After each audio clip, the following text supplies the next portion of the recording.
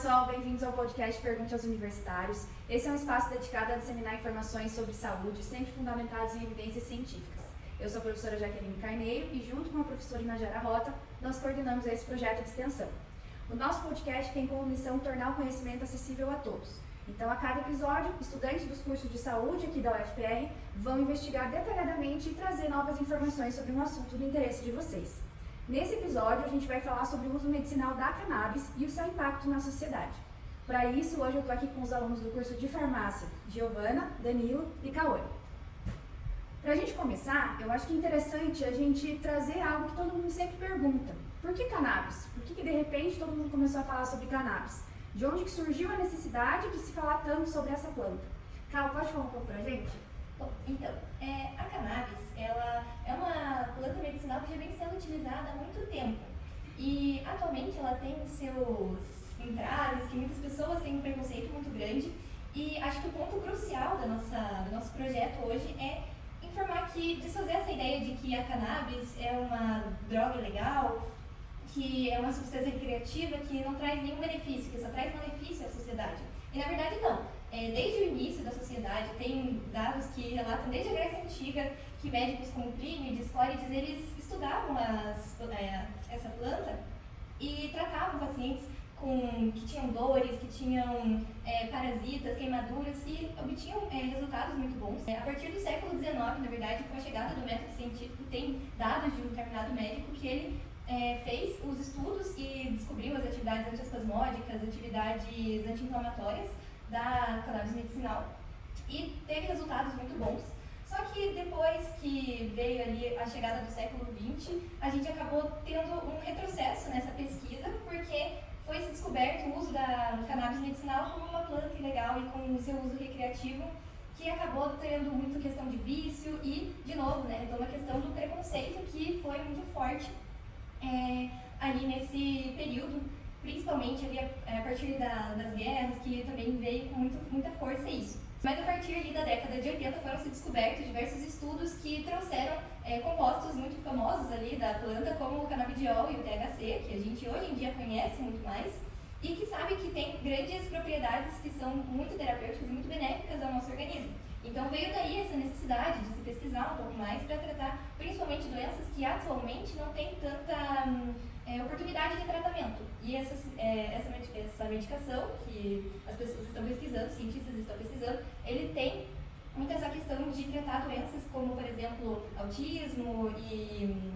epilepsia, que são doenças que têm muito pouca opção de tratamento, e ele vem com uma opção muito interessante, que muitos estudos estão desenvolvendo resultados muito positivos, e então, com isso, a pesquisa ela tem se desenvolvido muito e trazendo resultados muito interessantes. Então, por isso que a gente vem pesquisando, e não se trata só de uma droga de abuso, se trata realmente de uma planta medicinal, assim como muitas outras que são utilizadas no mundo da fitoterapia e que trazem benefícios muito bons. Então, por isso que a gente pesquisa ela e por isso que a gente quer mais atenção a ela e quer também desmistificar essa situação de ser uma droga de abuso, porque não, ela tem muitos benefícios e a gente vai comentar bastante sobre eles aqui ao longo do nosso projeto. Sim, assim como a Cal falou, é uma planta medicinal, assim como várias outras que são utilizadas no âmbito da fitoterapia, mas também na história da química medicinal, muitas plantas foram a fonte, a origem de compostos que passaram a ser medicamentos, como ácido acetilsalicílico e tantas outras, agentes antimaláricos, agentes antimicrobianos, antibióticos, que surgiram a partir da investigação do que a natureza nos traz. Essa questão de misturar a questão do uso recreativo dessa planta é que traz um pouco de confusão. E nesse contexto, eu acho que é importante a gente diferenciar bem o que é a maconha que as pessoas usam de forma recreativa, de forma legal, e o que é a cannabis e seu uso medicinal. Então, justamente, professora, a maconha, ela é uma forma, de a gente chamar a planta, mas ela está muito mais ligada ao uso recreativo mesmo. Então, quando a gente fala de maconha, que é como popularmente a gente conhece, de forma geral, mais voltada nesse uso, o pessoal usa para ter aquela sensação de relaxamento, ficar mais sedado e tal. Não está tão ligado aqui a questão que a gente fala da cannabis medicinal, Então, acaba sendo outro âmbito, outra questão. Quando a gente fala de cannabis sativa, que é o nome científico da planta, a gente está tentando trazer mais esse lado medicinal da coisa. Na planta, na cannabis, a gente tem diversos compostos, uma classe de compostos bem interessante, que é bem pesquisada, que são os canabinoides. São para lá de 100 compostos, de 100 canabinoides que a planta produz. Mas a gente tem dois muito especiais, que são bem pesquisados e bem procurados, né? Que são o THC e o CBD. O CBD é o canabidiol, então ele não está tão ligado ali à questão do uso recreativo, né? Da pira que traz ali o uso recreativo da cannabis. Ele está mais ligado a essa parte medicinal mesmo. Ele vai ter ali o uso no tratamento de epilepsias, tratamento de dores. Então, ele tem mais esse lado aí, né? Ele não é tão queridinho, digamos assim, por não ter essa questão mais do efeito psicoativo mesmo, né? Já o THC é o contrário. Ele é bem mais associado a essa questão do efeito psicoativo e de dar todos esses efeitos que a gente conhece normalmente, que são associados à maconha, né? Então, o THC que vai atuar ali a nível do sistema nervoso central, a nível dos receptores CB1, que a gente vai comentar um pouco melhor na sua frente, mas só para ir adiantando um pouco.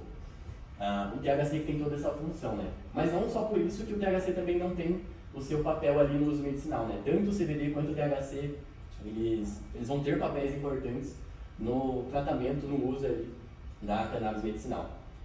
A planta, no geral, ela atua nos receptores canabinoides, né?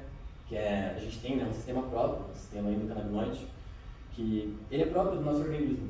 Ele já vem de fábrica, né, digamos assim. E o que a cannabis sativa faz, o CBD, o THC faz, é justamente modular, regular e alterar esse nosso sistema.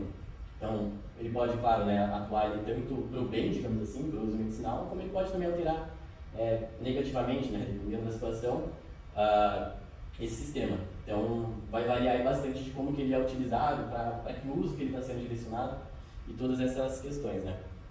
Isso que o Danilo falou é bem interessante, porque a gente tem hoje esse conhecimento de que nós temos um sistema chamado endocannabinoide dentro do nosso organismo, assim como a gente tem um sistema adrenérgico, por exemplo.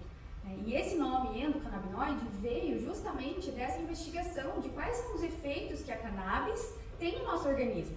E aí a gente, como pesquisadores, para e pensa, opa, eu acho que esses receptores eles não estão ali só para a pessoa que quer usar a maconha sentir alguma coisa.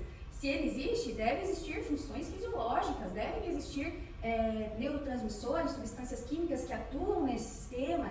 E aí, a partir daí, muito ainda está sendo descoberto sobre o sistema endocannabinoide e os compostos endocannabinoides internos que a gente tem, os ligantes para esses receptores. Então, de alguma maneira, essa planta já nos trouxe muita informação sobre o nosso próprio organismo, né? Medicamentos que a gente usa hoje, que nós estamos percebendo que atuam nesses receptores, que a gente não conhece tão bem o mecanismo de ação ainda. Então, muitas informações já foram nos dadas a partir desse conhecimento. E muito ainda a gente tem a descobrir. Dentro do que a gente já conhece hoje, o que é essas substâncias, especialmente o CBD e o THC, mas tantos outros, como que eles atuam no nosso organismo? Então, na verdade, como o Danilo bem comentou, né, todo esse aspecto e esse tópico da cannabis, ele na verdade gira em torno do sistema endocannabinoide. E ele só foi descoberto por volta da década de 90, onde os seus estudos confirmaram a existência dos receptores CB1 e CB2. O receptor CB1 ele está concentrado principalmente no cérebro e no sistema nervoso central. E ele é o principal responsável por aqueles efeitos de euforia e também do relaxamento ligado ao uso da cannabis. E os efeitos psicoativos dele, como eu comentei da euforia, ocorrem, na verdade, por conta do THC, que se liga a ele e acaba gerando esses efeitos. Apesar, como o Danilo comentou, do THC ter esse lado ruim, ele não é de todo mal, porque ele também tem efeitos no raciocínio e também de memória a curto prazo, além de percepção de dor. Então, isso também estudos recentes já nos mostram. Já o receptor CB2, ele está envolvido na regulação do nosso sistema imunológico e ele não tem tanta importância para os efeitos psicoativos. Apesar desses dois receptores serem os principais, a cannabis não age somente neles. Ela também age nos receptores TRPV1, que está ligado à nocicepção de dor, e os receptores TPAR, que regulam funções metabólicas no nosso corpo. E isso serve para mostrar pra gente que a ação da cannabis, como a Kawane falou, está muito longe de estar ligada somente a essa sensação de êxtase e relaxamento e o pessoal usar somente para o uso recreativo, né?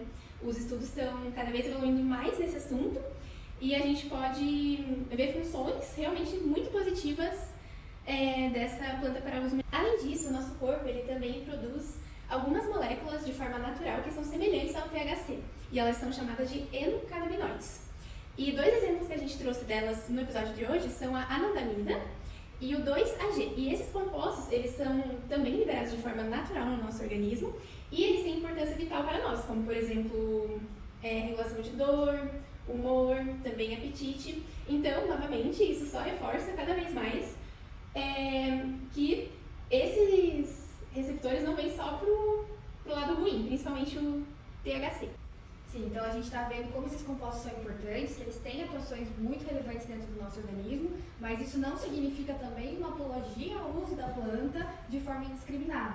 Né? Isso significa o quê? Que ela tem potencial para ser explorado no âmbito da pesquisa científica para trazer alternativas a tratamento de doenças, como a Cauane falou, que até agora não tem muitas alternativas. Então isso pode realmente trazer benefícios para vários pacientes. Até hoje, o que a gente já sabe de potencial promissor da cannabis? Para que ela está sendo indicada nesse momento? Então, a gente já tem vários medicamentos liberados, né, aprovados pelo FDA e pelo EMA, que são as agências reguladoras dos Estados Unidos e da Europa.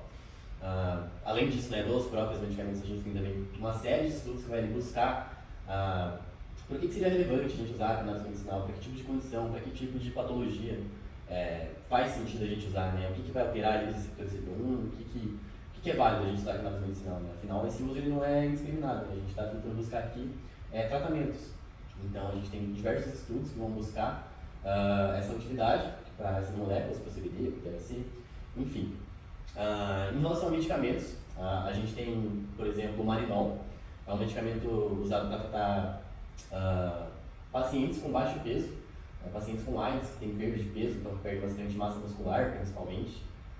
Ele é usado também para os sintomas de quimioterapia, sintomas de náusea e vômito, principalmente, que são bem comuns, infelizmente, né, nos pacientes que estão passando pelo processo da quimio. A gente tem também o Epidiolex, que é outro medicamento comercializado internacionalmente. Esse está mais ligado ali ao caso das epilepsias, né, das convulsões, principalmente nas crianças, né? Crianças que têm, por exemplo, síndrome de Lennox-Gastaut, síndrome de Dravet, que é uma doença genética que acomete bastante as crianças. Esse medicamento é indicado, o Epidiolex. Então é interessante a gente ver, né, esse uso aí mais voltado para a pediatria, por exemplo, né? Acaba sendo bem interessante. A gente tem também algumas outras séries de doenças, por exemplo, a esclerose múltipla, que é até não muito conhecida, né, mas é uma doença que acaba acometendo bastante a qualidade de vida dos portadores. A esclerose múltipla ela está ligada ali a uma alteração nos receptores CB1 e CB2, então no sistema endocannabinoide de forma geral. E a ideia da cannabis para o tratamento dela é diminuir principalmente as dores e diminuir também os sintomas de espasticidade muscular, que é quando o paciente ele tem um tônus muito aumentado e reflexos anormalmente aumentados na musculatura, que são coisas que acabam, querendo ou não, comprometendo bastante a qualidade de vida desses pacientes, né? A gente tem também o uso para dor neuropática, para dores crônicas, né? Principalmente aquelas ligadas à neuropatia, então seja ela neuropatia periférica ou central, só deixar claro, né, neuropatia que a gente está falando de um dano, seja ele de qual origem for, um dano aos nervos. A gente tem alguns estudos que vão trazer que o uso da cannabis ele é bem benéfico para pacientes que têm, né, principalmente dores neuropáticas periféricas, então dor é algo que acaba incomodando bastante, também comprometendo bastante a qualidade de vida. E você imaginar um paciente que não tem mais do que medicamento recorrer acaba sendo algo bem profundo, assim, algo bem pesado, querendo ou não. Então ter essa alternativa também acaba sendo bem interessante, né? A gente tem também o uso da cannabis medicinal para o mal de Parkinson, né, para a doença de Parkinson. A doença de Parkinson ela é bem caracterizada ali pela neurodegeneração dos neurônios dopaminérgicos, né? Então o que acontece? Esses neurônios eles acabam sofrendo danos e vão morrendo aos poucos, né, digamos assim. E aí a ação dopaminérgica do indivíduo ela acaba sendo comprometida, e isso acaba trazendo bastante o que a gente tem de sintomas característicos como tremores, sintomas neuromotores, que, de novo, né, vou repetir aqui, também compromete bastante a qualidade de vida.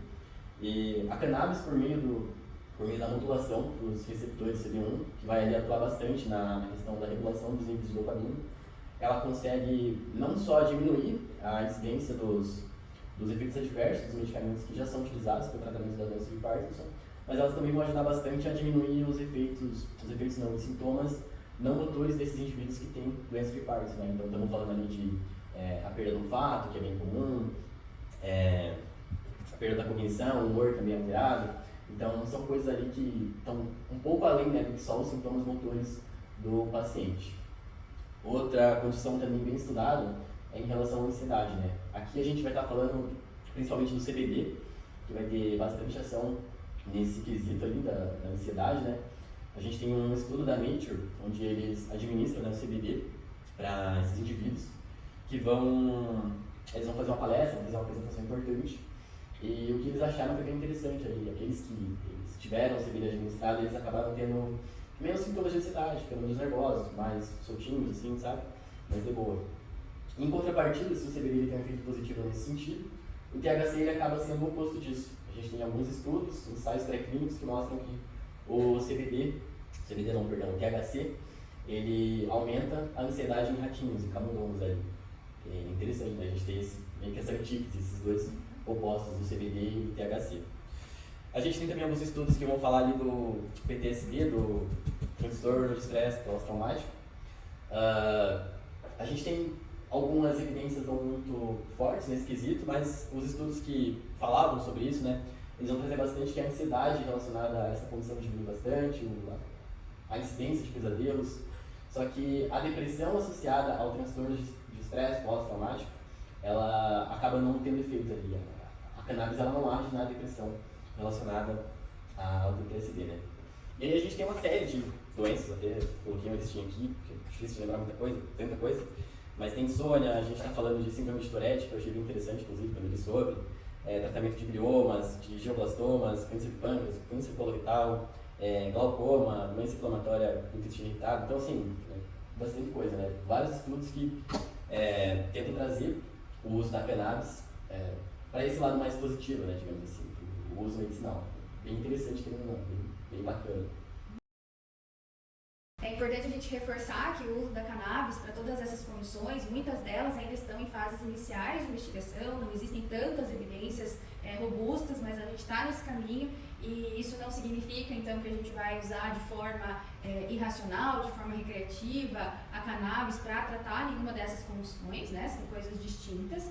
E é importante a gente reforçar isso, né? Inclusive, a minha próxima pergunta para a Kawane. Qual que é a diferença entre usar uma cannabis medicinal e fazer uso recreativo em termos de segurança? Então, tem uma diferença, na verdade, muito grande em relação às duas situações. Mas para a gente falar sobre isso, só trazer um pouquinho a ideia de que a cannabis, ela tem diversos compostos canabinoides, como o Danilo tinha comentado. O CBD e o THC são os mais comuns, mas a gente também tem outros metabólitos secundários que estão dentro da cannabis e estão dentro de diversas outras plantas medicinais, como os alcaloides, os triterpenos, os flavonoides. E esses metabólitos, eles, junto ali com os endocannabinoides, quando eles entram no nosso sistema, eles entram e causam um sinergismo muito grande. E esse sinergismo ele é conhecido como efeito entourage, em francês, e ele significa literalmente comitiva. Então é uma comitiva de diversos metabólitos que vão funcionar no nosso organismo. E quando a pessoa fuma, esses metabólitos eles são inalados, eles vão direto para os alvéolos pulmonares, são absorvidos ali. E como eles são absorvidos, eles têm um pico de concentração muito rápido, porque esse é a característica comum quando você fuma qualquer coisa, maconha, tabaco. A sensação, os efeitos que eles são muito rápidos, são efeitos que, para a pessoa que usa, são efeitos muito bons, porque dá uma euforia, dá um descanso, são coisas que para a pessoa é muito bom, mas são efeitos que eles têm um declínio muito rápido. E aí que vem o vício, porque a pessoa ela quer continuar nesse efeito bom e continua fumando. E muitas vezes esse cigarro que a pessoa está fumando, ele é um cigarro que tem inúmeros contaminantes, tem muitos contaminantes que às vezes eles são as piores partes da maconha, porque aqui no Brasil é ilegal. Então, quando você faz a produção, ela não é uma produção que está sendo ali analisada, não estão sendo feitos testes de seguranças. Então, tem diversas concentrações diferentes dos metabólitos e dos endocannabinoides e também tem essa questão contaminante que acaba piorando muito mais a saúde da pessoa e também somente o ato de fumar alguma coisa já ataca também os pulmões. Então, essa é a forma que você usa de maneira recreativa que ninguém está querendo transformar no comum, ninguém está querendo usar essa forma. O que os pesquisadores estão indo atrás é da questão da cannabis medicinal, que é uma cannabis que ela é produzida com um controle de segurança, um controle de eficácia muito bom e um controle de qualidade também muito bom. Eles analisam com muito rigor a quantidade de cannabinoides que tem, a quantidade de todas as substâncias que estão dentro da planta, para garantir que não tenha nenhum problema de dependência futura e tentar trazer a maior segurança possível para essa planta. Essa planta, quando ela é utilizada na forma de medicamento, ela pode ser diversas formas farmacêuticas, de comprimido, de hidrália, de pastilha, comprimido sublingual.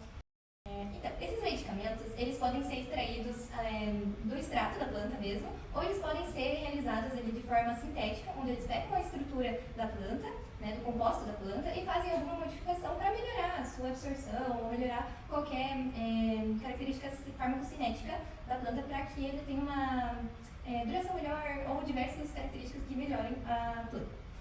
Algumas desses medicamentos, o Danilo até comentou, como o Marinol, ele é um THC sintético, então eles extraíram o THC da planta e fizeram uma alteração sintética nele.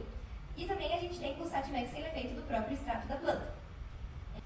Então, para sintetizar tudo, a pessoa que vai utilizar o canabidiol, o THC, eles não vão ficar dependentes na planta, como muitas vezes eles acabam ficando quando utilizam o THC, a maconha para objetivo recreativo, porque o controle de qualidade e os testes que são feitos são muito mais rigorosos, e muito mais específicos para garantir que a segurança ela seja garantida. E também é importante ressaltar que quando o medicamento ele é feito à base de THC, os níveis de THC que estão presentes nesse medicamento, eles não são nem próximos, nem comparados quando se tem ali ao nível de THC quando tem na planta fumada. Até porque, como o Danilo falou, a Giovana também, o THC ele vai atingir essa parte neurológica e pode ter esses efeitos psicoativos. Então, o objetivo não é atingir isso quando você faz um tratamento com uma cannabis medicinal. Então, eles controlam muito essa concentração do THC para evitar que tenha qualquer tipo de dependência. Então, para concluir, né, essa linha de pensamento, eu queria só deixar claro que a pessoa que vai utilizar a cannabis sativa de forma medicinal, ela não vai ficar dependente do medicamento de jeito nenhum. Isso porque, como foi dito anteriormente, o controle que é feito é muito rigoroso. E também, quando utilizam medicamentos à base ali do THC, esses níveis de THC eles são muito inferiores do que quando a pessoa utiliza ali para uso recreativo. Isso porque o THC, como já foi comentado, ele é utilizado no nosso organismo para ter esses efeitos recreativos. Então, para evitar que isso aconteça e tenha qualquer resquício de dependência, o THC, que ele é utilizado nos medicamentos à base de cannabis, eles são muito mais controlados e com uma concentração muito mais inferior do que quando utiliza planta fumada. Obrigada, Cal. Bom, a gente já falou bastante sobre os potenciais usos, os efeitos positivos, né, da cannabis medicinal, algumas questões relacionadas com o THC e os seus efeitos não tão positivos assim. E acho que é importante a gente destacar quais são os riscos do uso da cannabis medicinal, né? Mesmo sendo utilizado nesse contexto farmacoterapêutico, que riscos podem acontecer, podem trazer e como que eles podem ser minimizados? Então, assim como qualquer outro medicamento, a cannabis, no uso medicinal, ela também pode apresentar alguns efeitos adversos, além de que ela não é uma boa opção para todos os públicos. Entre eles, as gestantes e também as mulheres em período de lactação não são indicadas, apesar de que existem estudos que mostram exposição desse grupo à cannabis, e esses estudos já existem assim há décadas. Isso não é comprovado atualmente, cientificamente, e por segurança é melhor não ter uso. Além disso, também tem o grupo dos adolescentes, que alguns estudos mostram que quando esse grupo ele é exposto a cannabis, pode ter uma redução no rendimento escolar. Então, também não é um grupo que seja prioritário para um tratamento com a cannabis. Além disso, o uso medicinal da cannabis também não é recomendado para pessoas que têm histórico familiar de psicose, principalmente por conta do THC. Apesar de que, quando a pessoa vai começar o tratamento com a cannabis, é importante que comece, com toda certeza, sem sombra de dúvidas, com uma orientação médica e também que a pessoa tenha um acompanhamento de uma linha profissional, principalmente para ajustar a dose. Como eu comentei, pessoas com histórico de psicose na família, eles podem enfrentar um problema de efeitos adversos mais graves por conta do THC. E para que isso dê uma amenizada, pode ser feito um tratamento com mais notas e um pouco mais do CBD, ao invés do THC. Além disso, considerando o histórico da pessoa, para não prejudicar o tratamento, a pessoa pode iniciar um tratamento com doses menores e depois ir aumentando aos poucos. e o médico, a equipe profissional que estiver realizando o acompanhamento dessa pessoa, possa descobrir a dose ideal para ela, para que aquilo possa realmente fazer bem para ela e não para piorar a qualidade de vida dela. Então, só para a gente finalizar esse contexto dos efeitos adversos, é importante a gente frisar aqui que tem alguns grupos, sim, que tem restrição ao uso da cannabis medicinal. E também o médico e a equipe que estiver acompanhando esse paciente deve se atentar a esses efeitos adversos. Obrigada, Gi.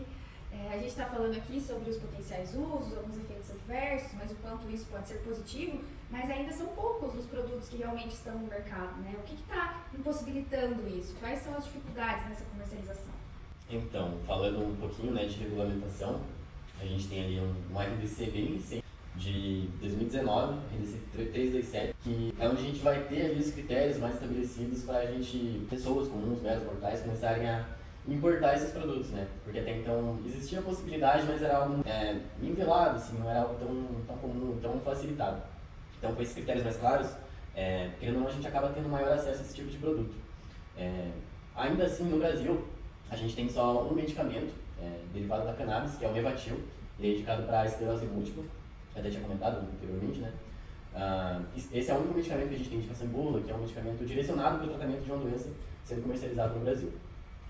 A gente tem algumas denominações diferentes aqui no nosso país, onde a gente tem produtos fitoterápicos derivados da cannabis e produtos de cannabis, que eles não se enquadram como medicamentos, e por não se enquadrarem como medicamentos, por serem outra classe de produtos, digamos assim, eles acabam não passando pelos testes, né, que a Anvisa precariza para os medicamentos. Então, todos os testes que os medicamentos passam, esses produtos fitoterápicos derivados da cannabis, eles acabam não passando. Então, não são medicamentos com bula indicados para tratar doenças específicas. Mas a gente tem diversos desses produtos, né, sendo comercializados atualmente. A gente tem algumas indústrias no Brasil já produzindo uma diversidade desses produtos. A gente tem a Pratistona 12, que é uma indústria que tem sede no Paraná, né? Tem a Hemp Med Brasil, a gente tem também a Nature. Tem a Farmanguinhos, que eles são uma unidade da Fiocruz, unidade técnico-científica, que eles fazem pesquisa em relação à cannabis medicinal, e o foco deles, o objetivo deles no futuro é trazer a cannabis medicinal para o SUS. Então, eles produzirem a própria cannabis, o próprio medicamento ali à base de cannabis, e tentarem implementar na rede do SUS, né? A gente tem alguns desafios quando a gente pensa nessa produção, né, desses medicamentos, justamente pelo que a Cal até comentou, que são é algo difícil de fazer, de ser produzido, são testes muito rigorosos também em relação à segurança. E isso acaba, querendo ou não, deixando o processo mais caro, né, mais difícil de produzir. E é até mais difícil também chegar no consumidor final, né, porque se produzir é caro, vender também, o preço acaba não sendo tão ligado. A gente tem também algo em relação ao mercado clandestino, que a gente tem diversos desses medicamentos, que a gente pode chamar assim, no mercado clandestino, que, querendo ou não, são mais baratos, são mais acessíveis, mas com isso a gente não vai ter, né, os testes que são direcionados aos medicamentos. A gente não vai ter uma segurança de que aquele medicamento, de fato, ele tem o que ele promete, ele tem os compostos necessários para fazer o tratamento ali do que a pessoa precisa, por exemplo. Então, diversas questões, né? Não só de produzir o medicamento em si, mas também se esse medicamento ele está chegando ali à pessoa que precisa dele, entendeu? Então, são diversas questões associadas a isso. E essa questão dos testes que o Danilo comentou, apesar de parecer só uma chatice assim, desses órgãos que regulamentam isso, eles são importantes porque nesses casos, quando a cannabis é feita clandestinamente, a gente não sabe o que pode estar ali dentro, né? Então assim, você só vai ver o frasquinho pronto. Agora o que a pessoa colocou ali, você não faz nem ideia. Sim. E com relação ao profissional da saúde, que desafios ele tem na hora de prescrever uma medicação de cannabis? Principalmente que, a termos de Brasil, ainda temos algumas barreiras que a gente precisa passar para que a prescrição ela se torne alguma coisa comum e não essa dificuldade que a gente encontra. O principal desafio ainda é o preconceito. Principalmente de uma mãe que recebe uma prescrição de um médico de um medicamento que vem de uma planta que é conhecida como uma droga de abuso. Como assim, meu filho vai tomar essa droga, vai tomar essa coisa que é proibida, né? Então, muita gente ainda não consegue diferenciar, principalmente a população leiga, não consegue diferenciar que existe a maconha e que existe a cannabis. E que as duas elas são coisas iguais, mas totalmente diferentes ao mesmo tempo, né? Porque a maconha, ela vem da cannabis, mas a cannabis não é relacionada à maconha. Porque a cannabis, como a gente já comentou aqui, tem uma diferença muito grande, tem esse potencial terapêutico muito bom. Coisa que a maconha não tem. Então, esse é o principal desafio que a gente ainda precisa lutar para diferenciar esses dois conceitos, né? Então, acho que ainda precisa muito, tanto o governo quanto as mídias, principalmente da saúde, divulgar essa diferença para que a população leiga, ela entenda muito mais sobre esse assunto e talvez tente um pouco diminuir esse preconceito e aceitar um pouco mais que realmente tem benefícios muito interessantes e muito positivos, principalmente doenças que atualmente são doenças muito emergentes e que não tem tanto esse tratamento. E agora, um outro ponto que o Danilo, principalmente, ele já comentou, é o preço, que ainda a cannabis tem toda essa dificuldade na regulamentação, dos testes que são feitos e também os estudos ainda são muito recentes. E para suprimir esses estudos, é preciso, às vezes, colocar um preço um pouco mais elevado, só que ele é um preço que ele não abrange ali a população, maior parte da população brasileira, porque a maior parte da população brasileira não tem ali a condição de comprar um medicamento mensalmente que vá ali em torno dos seus 200 a 400 reais. Então ainda é uma realidade um pouco mais inalcançável para muitas pessoas aqui no Brasil, mas que com os anos eu acredito que vai melhorar.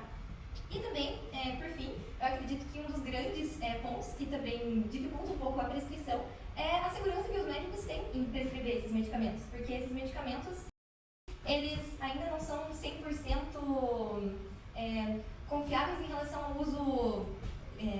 quantidade de evidências? Quantidade de evidências e uso contínuo também, porque ainda não tem tantas evidências para algumas doenças. Então, como o Danilo comentou, a Prof. comentou, algumas desses estudos ainda eles estão na fase de testes.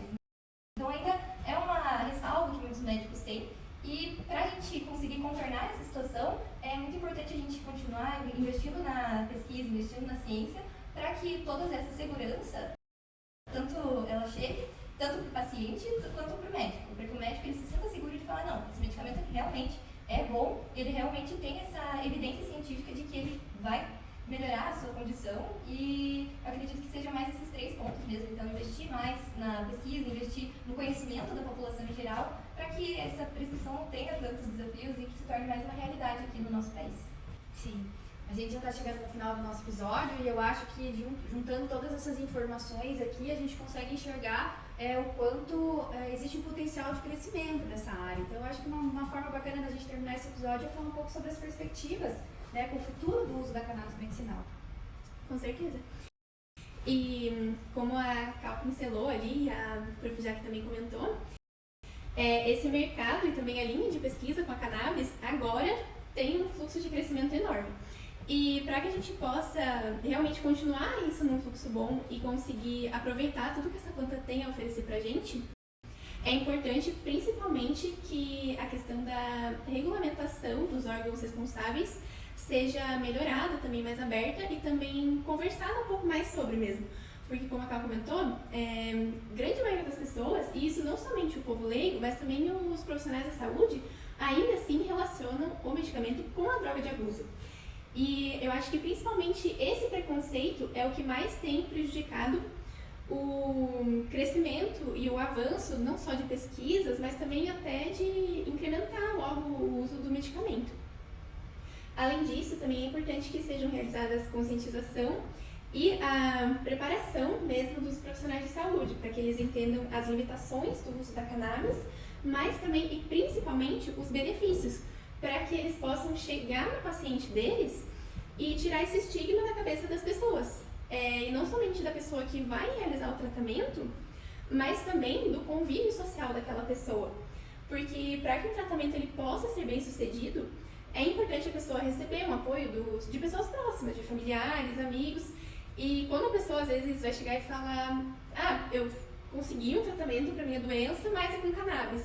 E o pessoal vai ficar tipo, poxa, se drogando, virou drogado. Então, é importante que essa conscientização ocorra desde os profissionais da área da saúde até as pessoas dentro e fora do consultório.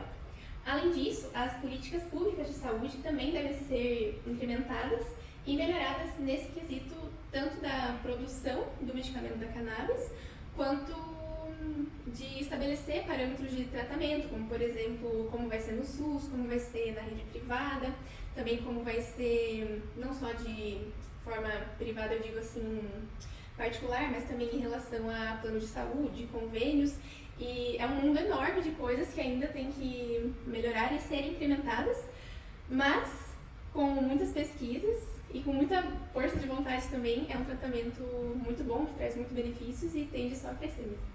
Legal, gente. Então a gente chega ao fim do nosso episódio.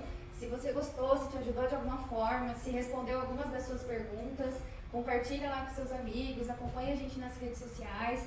Os nossos meios de comunicação estão todos abertos para vocês mandarem dúvidas, sugestões de novos episódios. E não esqueça, né? Em caso de dúvidas, pergunte aos universitários.